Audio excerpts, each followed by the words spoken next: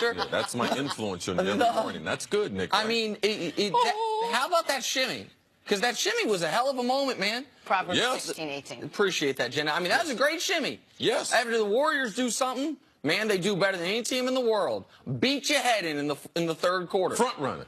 I mean, that's an elongated, 6-7 beat shimmy. It's unfortunate Steph went 1 for 10 after that and his team lost. Here's the thing, man. You can carry yourself however you want.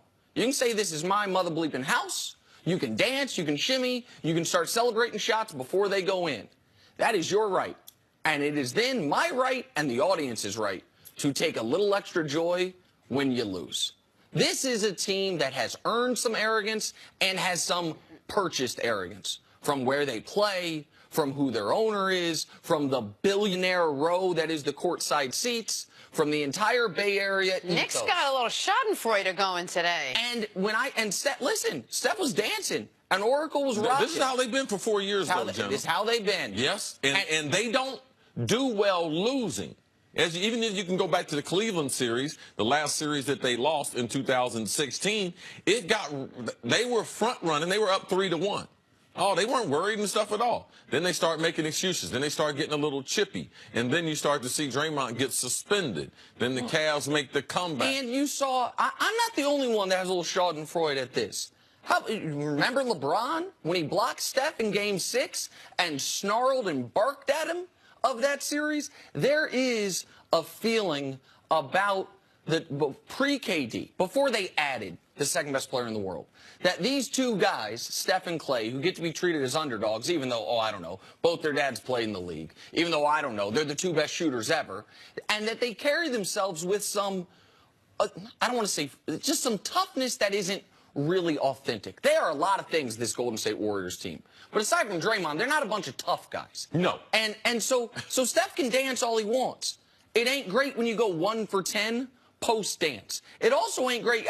People need to tell me, is Steph Curry's injury just magically healed for third quarters of home games? Because here's Steph in this series. Let's just go side by side. On the left-hand column is the third quarter of the 2 home games. 35 points, 76% from the field, 70% from 3. Here's the 14 other quarters. 62 points, 38% from the field, 21% from 3. So maybe the knee injury, like at halftime at home, they can do something to it, but it wears off come the fourth quarter.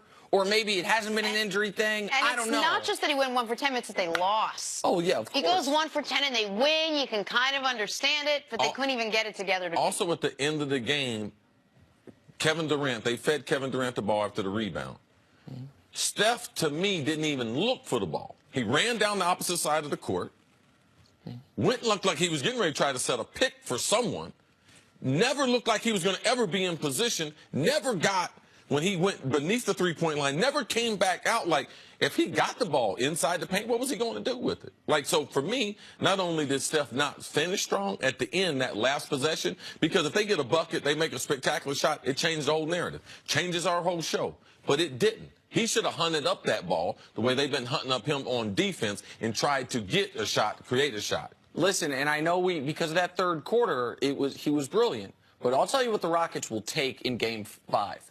55 points from KD and Steph on 50 shots. That's what it was yesterday. Oh, yeah. 55 points on 50 shots. They'll take both those guys shooting under 40% every single time. That's what they got yesterday. All right, let's move on to our continuing coverage of where